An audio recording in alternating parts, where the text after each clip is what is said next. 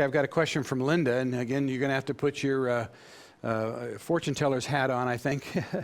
It says, I just wondered if you think that the dollar crash and global financial meltdown is coming this year or very soon, and if so, is this the start of the tribulation?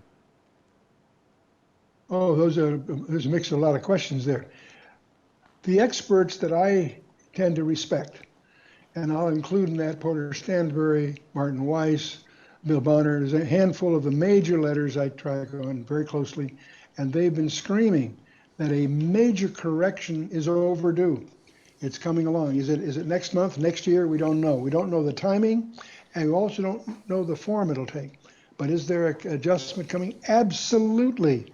The United States present total debts, not just this $17 trillion cash debt, but you put all the unfunded liabilities behind that, you're talking over $211 trillion. And the McKinsey Consulting Group has concluded the total wealth of the planet Earth is $200 trillion. In other words, the United States owes more money than the combined wealth of the entire planet. So it doesn't take any rocket science to know that those debts will never be repaid with a legitimate currency. The question is, how will that adjustment take place?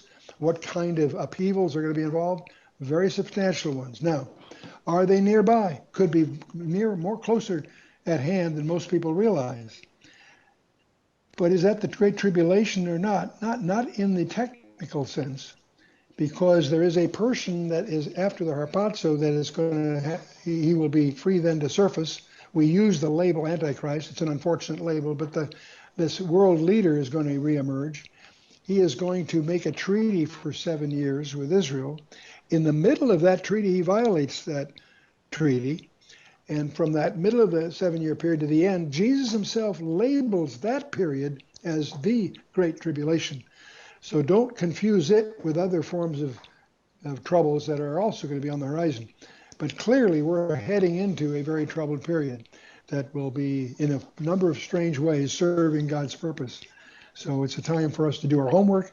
It's time for us to really re-examine these famous passages and really understand them, because we're certainly moving in the most exciting, but we're moving into a period of time about which the Bible says more than any other period of time in the human history.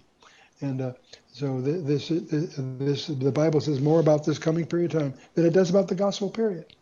And so I challenge you, find out what the Bible says and find out what's really going on. And the more you do, you'll see the convergence, which is one of the reasons we formed the think tank called the Coin Institute, and hope you find it useful.